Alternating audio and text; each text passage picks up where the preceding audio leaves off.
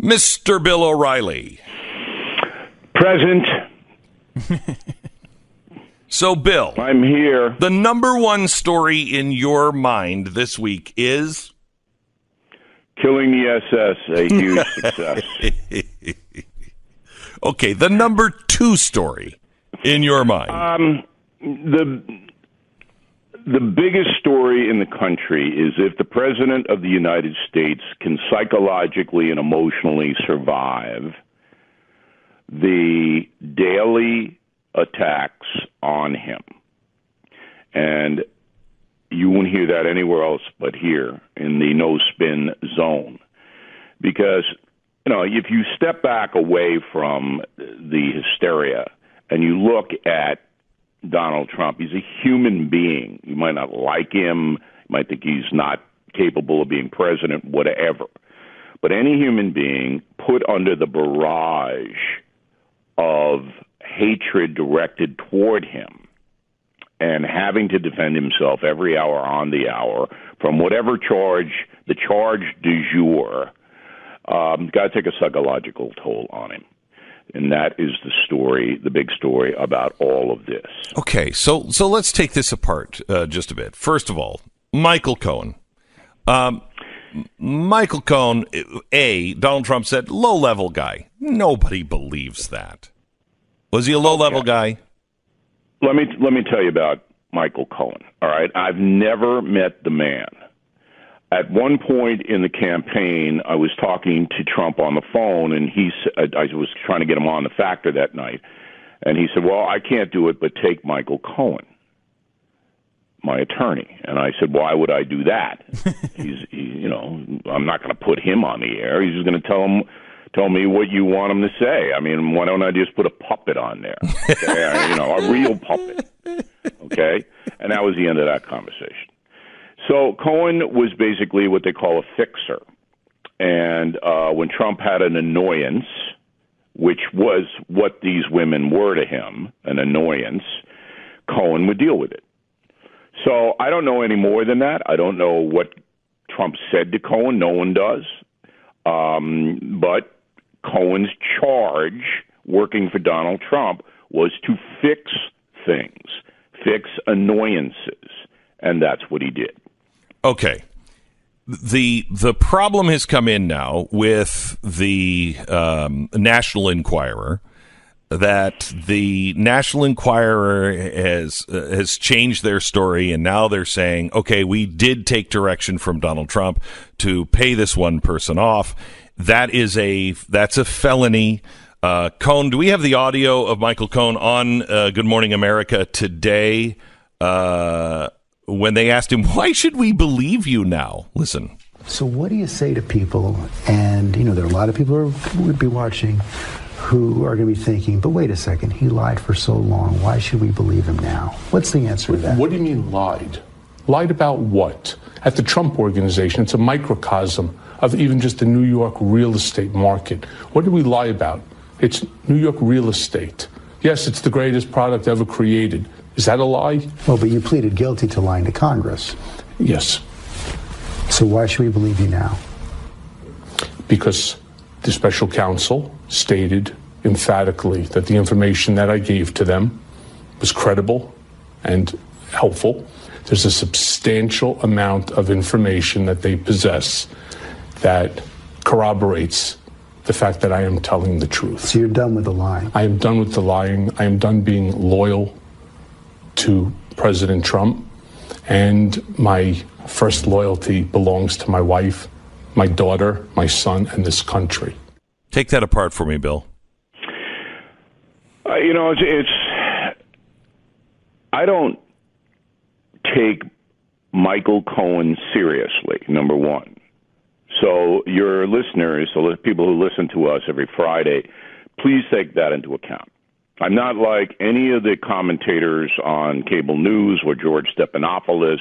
I don't take him seriously, all right? Which means that whatever he says means nothing to me.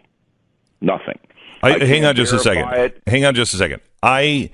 I think that's where most, not the media, but I think that's where most Americans are. No doubt about it. That's a very astute observation. Yeah.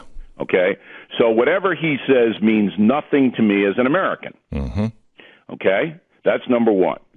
Number two, Robert Mueller had nothing to do with Michael Cohen and what he did or did not do by paying women.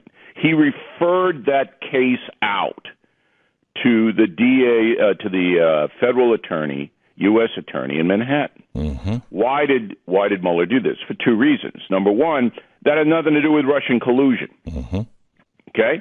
So Mueller goes, I can't get involved with this because it doesn't come under my mandate. And number two, Mueller knew that Cohen's a sleazy weasel. Mm-hmm.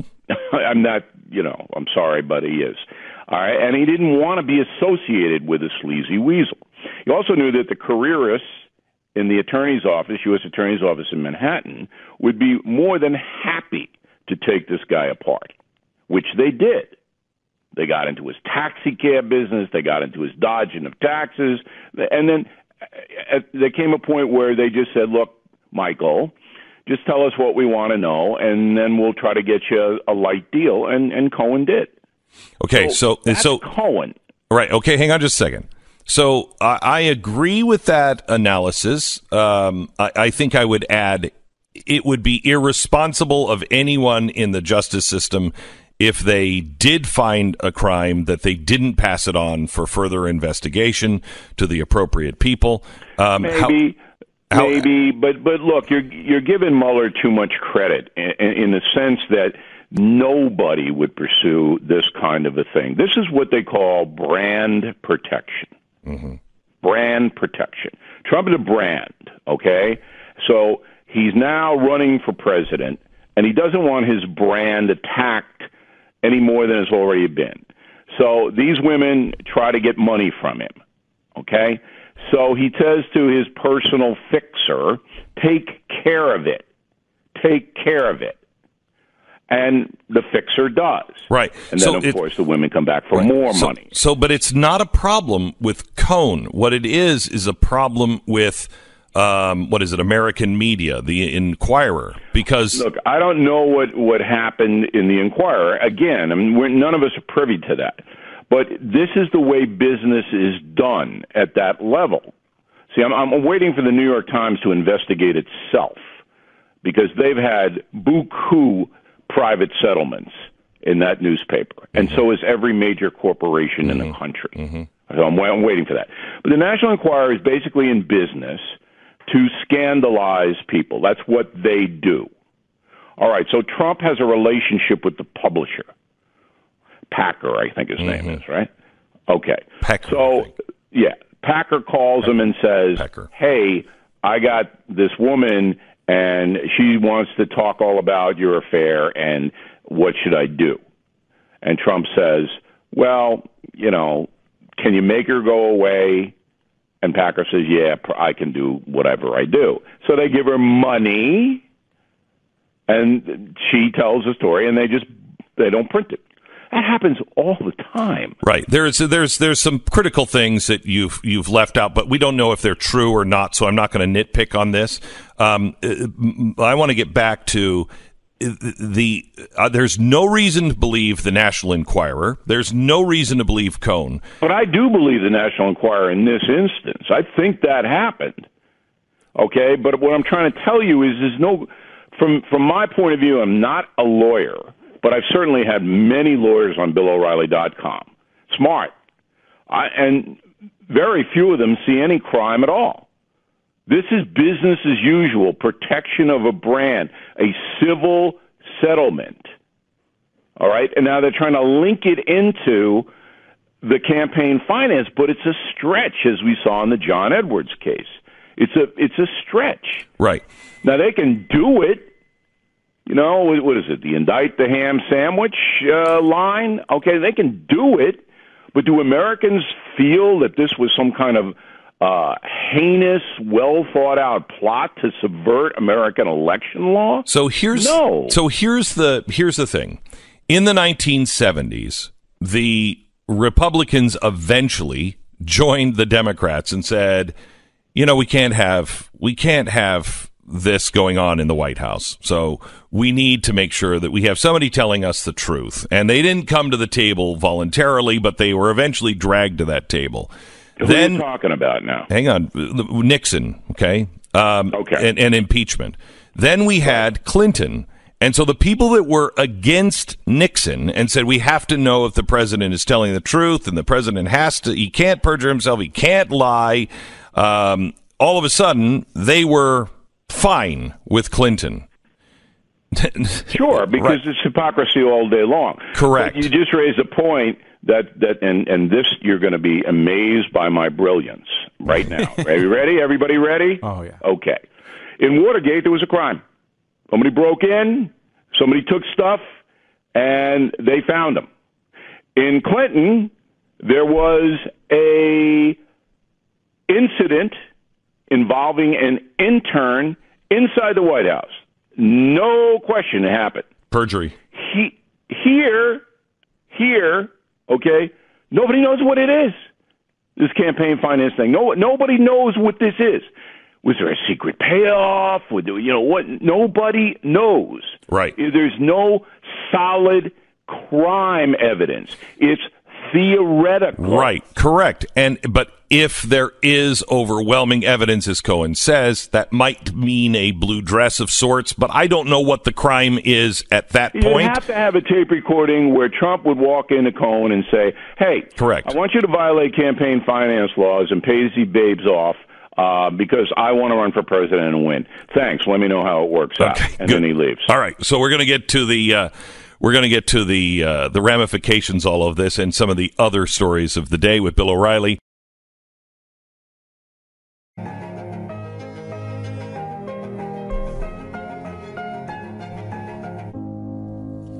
Mr. Bill O'Reilly.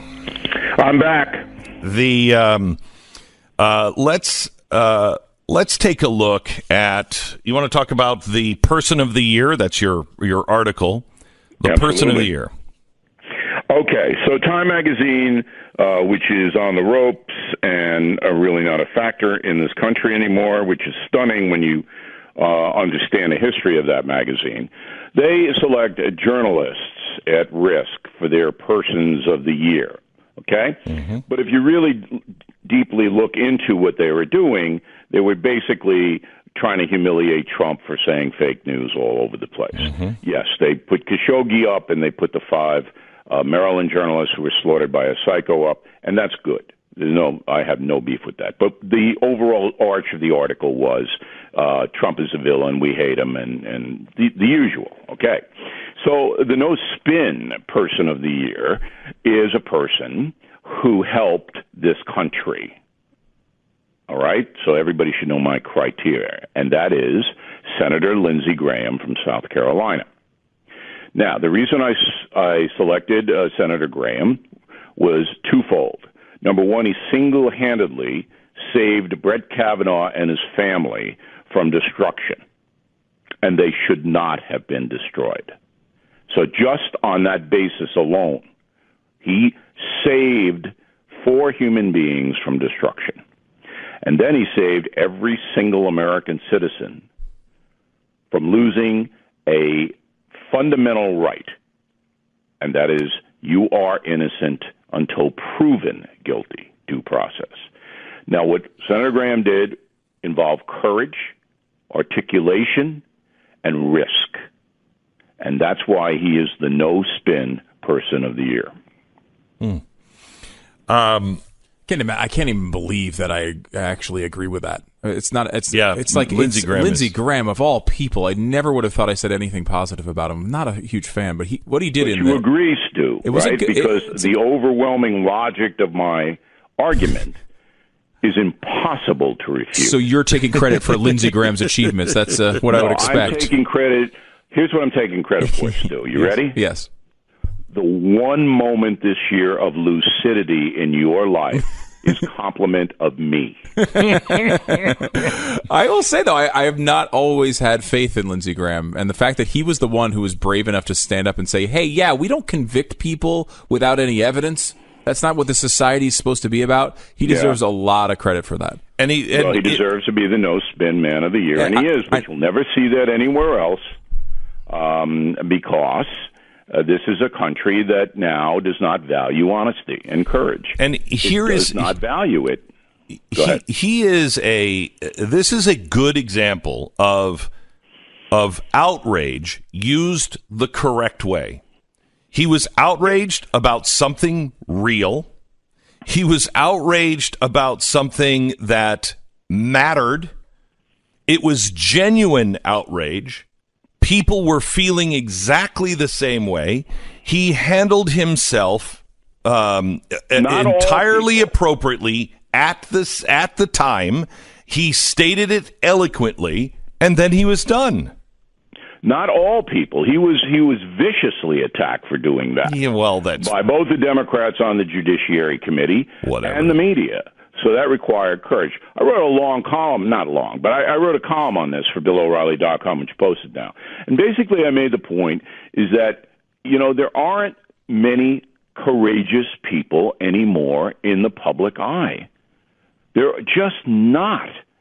And when you see one sticking up for you, because Lindsey Graham wasn't sticking up for his party, he wasn't sticking up for himself, he was sticking up for every single American who could be accused of anything at any time and saying we cannot convict on allegations, as these senators are doing in front of the nation. I mean, that took guts. And it wasn't a self-motivated statement. It was a statement to help all Americans understand their rights, and that their rights are under siege from the far left. I think that's why it was effective, because if it had seemed prepared or contrived, self-serving, if it was like, arrest me, I'm Spartacus, arrest me, it would have gone nowhere. Right. Sincere. Yeah, it was sincere. And, in the process, because there's always unintended consequences of everything you do and say when you're in public eye, he destroyed the candidacies of Cory Booker, Kamala Harris, Elizabeth Warren. They're done. Okay, they cannot get any traction because of Lindsey Graham, because people are going to say, I don't want that. Yeah. I don't want that progressive far-left culture having power over me. All right, Bill O'Reilly, we continue with him in just a moment. Stand by. 10 seconds back.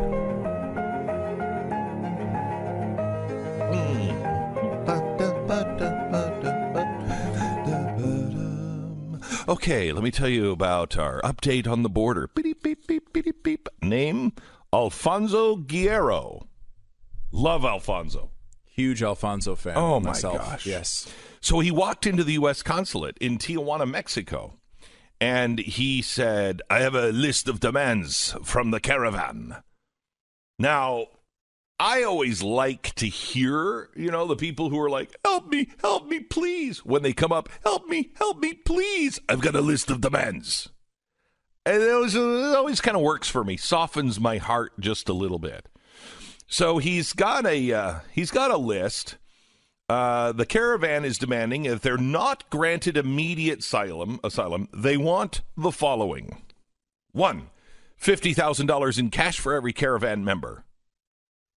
I think that sounds reasonable. $50,000 in cash for every caravan member. Have you tried member to catch a bus back to Honduras from Tijuana? Very expensive. Long bus. So they're saying these things, if we give them these things, they'll leave. They'll leave. Otherwise, we will not go anywhere. Is it a French caravan? Is that what kind that was? of. Okay. I bet there are some French people there. Probably. Yes. After all, we've heard that some of the worst people are in the caravan. There's got to be Frenchmen. Two, the immediate removal of all U.S. economic and military assets in Honduras. Okay, well, that's a nice ask. Wait a minute. Hold it just a second. Wait a minute. And failure to comply with these things will result in the caravan continuing to try to penetrate the U.S. border. Help us, please.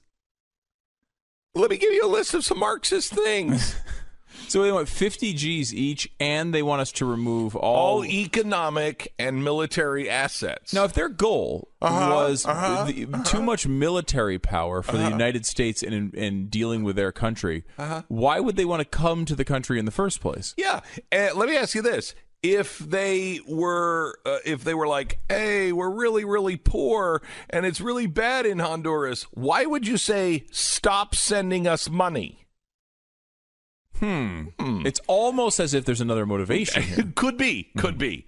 Now, it's just, maybe it's probably just me, but if you're trying to appear like, a grassroots movement, for as a group of migrants who are just trying to escape the dangers of your own country, you might want to tone down the crazy Marxist rhetoric just a little bit. I mean, sure, it's the holidays. Who doesn't love the leftist freedom fighter shtick? We all love great. that. But demanding millions of dollars and the removal of U.S. military from Honduras kind of screams, hey, we're Marxist communist revolutionaries. I'm a Marxist terrorist, doesn't it? I mean, you're not wearing the shirt that lights up like yours, but almost. Okay. This is the same thing as if you would have come up to the embassy wearing a beret, shouting "Viva la Revolution" while firing off an RPG. I mean, it's come up on your motorcycle looking like Che. So this is just angry rhetoric, isn't it? Isn't it, Stu? I mean, What I just said about this poor man who is just looking for asylum, Mr. Guerrero, he's just a poor guy just like you. He's got a family. Back in 1987, he tried to get asylum in Mexico. And he got asylum in Mexico. He was suspected by the Honduran and U.S. government for, wait for it, Marxist left-wing terrorism. It's just weird. Well, everybody's got a couple of charges. Sure, of course we all do. 1987, Honduras was ground zero for the U.S. and Soviet proxy forces fighting in the Cold War. The Contra rebels were actually based there, and the leftist terrorists would sometimes carry out operations in the country in response. So it was August 8th. A bomb was thrown into the China Palace restaurant, which, of course, imperialist capitalists and their China Palace restaurants. Anyway, it was just a few miles away from the U.S. military base in Honduras. 6 American soldiers were injured in the blast. Alfonso Guerrero was the primary suspect. He escaped to Mexico and claimed asylum. The Reagan administration charged the Mexican government for, quote, harboring a terrorist for granting Guerrero protection. Now, that's the past. Guerrero's turned his life around. Oh. Now he's just a poor, struggling Honduran who doesn't wish anyone harm. He just wants a better life for his family. With the Soviet Union gone, Marxist terrorism does not pay what it used to. It doesn't. How is it? He's struggling every day. And the millions of dollars that he's demanding, it will help them. And he's just asking for a little, just a few little political things for his country. Just a few demands. When will the media actually come out and go, oh, wow, we got that one wrong? Answer, never, because they didn't get it wrong. They were lying to you from the beginning. Anyone with any common sense or an ounce of honesty could have seen this thing coming from the beginning. Oh, and we did. But anybody who did their homework, anybody who did say these things, they were, of course, labeled an extremist, a hate monger, a racist, a danger to society. As I see it, the former Marxist terrorist is probably the real danger to our society.